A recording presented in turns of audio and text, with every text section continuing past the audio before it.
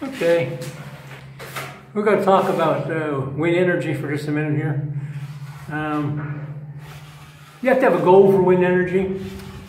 Are you just trying to do it for an experiment to see that it works? Are you trying to charge up some batteries on a pump that you haven't got electricity off grid, they call it? Do you want it to supply all of your electricity? Do you want it tied into the electrical grid where when you have a lot you sell it back, and when you don't, you just don't do anything with it? Do you want to send everything to the grid? Here they have to buy it. US they have to buy it, but they don't have to give you much for it, which is kind of poor. But if you sell it all to the grid, or most of it to the grid, then you can use it 24 hours a day as long as the grid isn't dead. And that happens.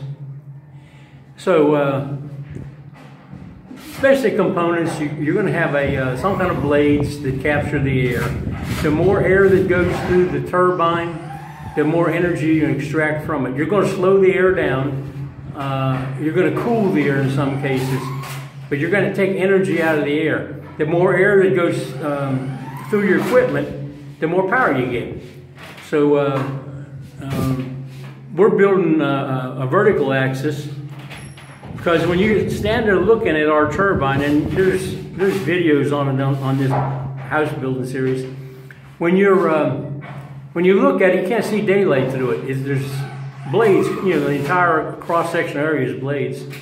Also, we have like 5 by 10 sheets in front of it, spaced around it, and they make trapezoidal shaped entries, which are smaller at the turbine. They're offset to near the center line. That blocks the air from hitting the blades that are receding, and sends it through the part that's actually generating power. So if we intercept all the air and then boost it about between 2 and 3 to 1, depending on which direction the wind is blowing. All the booster plates are fixed, but the wind has some effect on it, on how far across the center line the main part of the wind hits. There is an effect. We can put more booster plates, but it's cost versus return, and I'm happy with just 5. This is a 10-sided building, and that puts one in line with every other spoke. We're kind of conscious of load path. This wall here, it's got a, you might be able to see it here flash by. There's a beam at the top, a beam at the bottom, a wall, and a window. That's one casting, all done at the same time. But the point is, the ends of these sit on the spoke, and to allow us to have walls on the next room over, those walls are not in line with the wall that I'm sitting in front of. That gives half the weight on a different post down below, and makes the rooms 2 different sizes up here. Wind turbine. If you look at a standard horizontal axis like you see in catalogs, and it shows you 5 blades on it, you see how much sunlight's coming through it from the back. You're not going to intercept energy off of air that doesn't touch a blade. So that's why we went with the vertical axis. Plus, high winds won't fling it to pieces. The horizontal axis get more and more efficient the faster they turn. They capture the air better. You can make them with variable pitch blades. They're sort of self-governing. It's done like a early World War II aircraft propeller, like on bombers, but counterweighted, and 25% of the width of the blade is the balance point aerodynamically. So you just fix it to where there's a spring counters the wind load, and it just keeps twisting the blade until the 2 of them are equal. So then it comes to the shape of the blade. Your ceiling fan in your house, like a 52-inch ceiling fan hanging in the living room, It's got pieces of 1/4-inch Luan plywood or something like that for a blade, flat on both sides, square edged. They might trim the end to a nice little curve, but it's a flat sheet. It's like hold your hand outside of a car window. And it's not real efficient. And I can't imagine that you'd want to build a wind turbine. It's no more efficient than a ceiling fan. That ceiling fan takes 65 watts to turn it. If it was a generator, it would make a lot less than that back because so much of the air would go between the blades. So we sort of favor airfoil shaped blades. We did an overly long video on how to create one. You go to Airfoil Tools, and if you're just trying to make a horizontal axis turbine, then you can use a symmetrical airfoil and just use it right out of the book. The reason you use an airfoil is it's a mathematical curve that gives the least amount of drag when the air that hits the front of the airfoil. So if you're using a thin airfoil, and on the Airfoil Tools site, you'll see in the names of the airfoils, it tells you the point, the name itself tells you the point, how far back the thickest part is, like 35% back. And then it tells you how thick it is compared to how wide it is. That's percentage thickness. Everything's referenced off the point of the rounded end in the front, the most forward part, to the point in the back. They call that chord. If it's symmetrical, the top and bottom are the same. If it's cambered, then they raise up the top and they raise up the bottom an equal amount.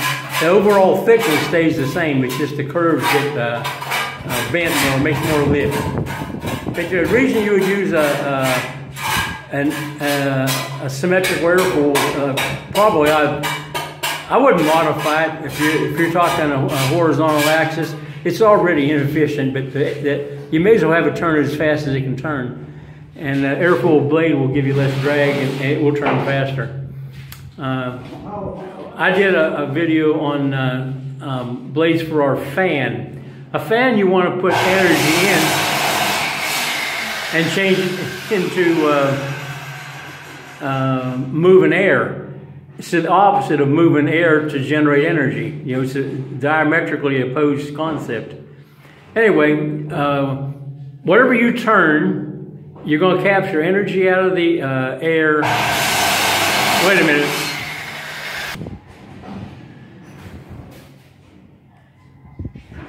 I think we're back. We'll find out if the saw takes off again. Okay, your blades are going to turn a shaft, and you have to extract the energy out of the shaft. The way we do that is we take wire, and we have a wire that has a magnetic field move across it. The magnetic field has to go through the wire. So if you're buying magnets, you can't use magnets that have the poles on the little ends of the magnets, north and south on the ends. You buy them that are magnetized with the whole face north and the opposite face south. And you're going to orientate the magnets, I just made a word up, orient the magnets so that the narrow part is around the circumference and the longer end points to the center. Reason for being, you can put more magnets on the circle and you have a longer straight side on the magnet. And the magnetic field, when the wires pass through the magnetic field, it generates a counter-magnetic force, which is turned, into electricity in the wire. And as it comes across the first part of the coil, it generates one direction. As it leaves the center and goes across the second side, it generates it in the opposite direction. So you automatically have an alternator whether you want it or not. It's going to make AC outputs. So you want your inside of your coil to be the shape of the outside of the magnet. You don't want to bend the wire real tight around corners. So I explained in our video why ours are rounded on the end more. It's just so we don't damage the wire and so we get the right part of the coil in the magnetic field and in the strongest part of the magnetic field. we're using a magnet on both sides of our stator. And of course, obviously, in the simplest form, it's going to double your magnetic flux because you've got twice as much magnet. But being that the magnets are in a circle where one is north up, the next one's north down, they alternate up, down, up, down, up, down. And that way a magnetic field goes from one magnet to the other through the plates they're mounted on. And that's picking up magnetism from the magnets on either side of it. And that increases further the magnetic field that's going through your stator. So if you have a rotor on each side, even if you had to take and make a little smaller thing because you didn't have enough magnets, if you put them opposite each other, you're going to get a stronger field than if you put them all on one big plate. Now the one big plate has an advantage that the faster the magnet goes over the coil, the higher the voltage is. So a bigger radius will give you higher voltage with the same magnet and the same coil. But the power doesn't change. Your wattage will be the same. So your amps goes down, your voltage goes up. So I don't care what kind of generator you're building. The stator is going to be round. The magnets are going to be on a ring around it. The magnets are going to turn, not the stator, because you have wires coming off the stator. And we're going to try to avoid things like slip rings and carbon brushes and stuff. It's maintenance, complexity, reliability, all the reasons that model airplane engines are outrunners. Not all of them, but all the ones that anybody will buy are outrunners. Magnets on a ring around the outside. They're a different concept in that there's an actual armature inside. What we do, there is no metal core in the coils. It's just copper coils and an epoxy, well, we call it potting compound. It's just epoxy poured in there. You set them where you want them on a piece of plywood. You have an edge formed that defines the shape of your stator inside and out. You pour the epoxy in, put another piece of plywood on it, and you squish them together with bolts or screws. And that makes it a constant thickness. Okay, so you got these coils. You've decided what voltage your battery bank is going to be. If you have a 48 volt battery bank, you've got to get up to around 56 volts to fully charge things. Because a 12 volt battery charges 14 volts. So 14 times 4 is 56. So you have an operating target on your voltage. You have to decide what current you're going to get, or like if it's a motor, like on our fan, we know what we're going to put into it, what we want to put into it, and you can control how much goes into it by a simple equation: V voltage equals current times resistance. V equals IR. Power is voltage times current. And since voltage is current times resistance, it's really resistance times current squared is the same as a watt, you know, wattage. But anyway, we're gonna go to internet and look up magnet wire specifications, and it'll have 40 different sizes, usually exactly 40 different sizes. And you're going to be interested in one on the big end would be like a number 14. And on the small end, really small end, will be about a 32. But I think you're going to be confined between about a 22 and an 18 in real life. And in this table, it's got resistance and per 1,000 feet of wire. You say, oh crap, 1,000 feet. And then you look at the resistance and you divide your voltage by the resistance and say, that's got to have 700 feet of wire in there. And how am I going to get 700 feet of wire into that coil? And you look, and as the wire gets smaller, the resistance goes up, you know, resistance per 1,000 feet. But the amperage goes down a lot faster, really. Seems to me. So you have to have even more turns to get what you need. So you have to you work the equation about 3 different sizes, like do one, skip a couple, do one, then zero in on what size wire you can use, and you wrap your coils. You can't avoid or you can't exceed the amp rating of the wire, and the guy who's trying to be safe, he's going to put probably 2 strands of 18 wound together, connected on both ends. And if I don't know, maybe I haven't got a charger. Like say it's like 2.9 amps for each strand, so that's 5.8, something like that, amps.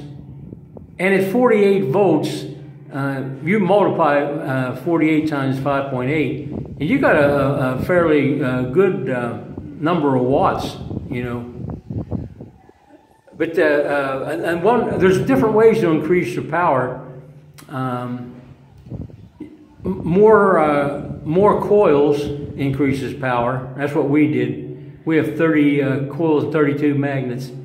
The reason you have a different number of coils and magnets is to get rid of cogging. Cogging, C-O-G-G-I-N-G. That's when a magnet lines up with this, the magnetic flux is created in the coil and tries to stay centered on the magnet. And if they all hit it once, it's going to take a lot of momentum to jerk it loose and send it to the next magnet. So if they increasingly are spaced around the rim, then they don't all come into play at the same time. Some of them are repelling the magnets, trying to make it turn, and some of them trying to slow it down. But basically it smooths out the running of the thing. So you want to have a different number of coils than magnets. Magnets have to divide by 2. You can have, you know, 6, 8, 10, whatever. We're using 32 because there's north facing and south facing when you mount them. 2 choices. Your magnets need to divide by 2. You're going to build a 3-phase generator because it's the most efficient way to do it. So if you have 3 phases, 9 coils works because you can divide and make 3 of each phase.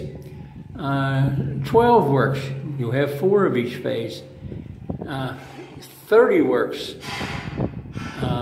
because 3 10s are 30. And we've taken off from that point, flying in the face of what's normally done on these things. The generator is going to turn a certain amount with a certain amount of wind. When it gets to an RPM that creates usable voltage, and if you're trying to charge 48 volts, that's going to be a fair RPM. But until it gets to that, if you turn it on, it's going to be motoring, taking electricity back out of your battery banks, or at worst doing nothing but slowing the rotor down till it stops. So both of those are totally a waste of time. So what you have to do is you have to get up the cut-in speed and then put the load on the rotor. If you're generating enough to keep it turning, you generate electricity. If you don't make enough, it'll slow down below cut-in speed and it'll quit generating until it gets back up to speed. So here's the trick. When you're doing your coils, you're going to connect them in series, every third one in series because you're making 3 phases. Then the next one to it, and it'll be the third, but it makes it right beside all the ones you already done, and then the ones that are left. So you got 3 groups of coils. If you take and put a coil and then you go 6 places, you skip 5, and then you make that one in series. You end up with, for each phase, you'll have half your magnets in series times 2. It's the same number of magnets. But you can have cut-in speed for the low number of coils, and then when it goes up a certain amount more, different voltage goes up on your low speed, and you do that by just running it and seeing where to set your potentiometer to cut in the second set. Potentiometer gets high enough, you cut in a relay and it kicks in the other half of the coils. So you can have 2 stages of generation depending on how fast the thing is turning. you're better off having it generating electric on half of your stator than doing nothing and just sitting there wearing the bearings out. We have another trick we're using for the generator's purposes, but we're going to use it on the motor. We're doing the fan motor first as a test bed because we really like to cool the house. I know this wind's blowing my shirt around, but it's and it's plenty cool in this house. It's hot as blazes outside, but it's designed to cool, and it does that. It's passive cooling at its best. Homebrew passive cooling. No motors involved.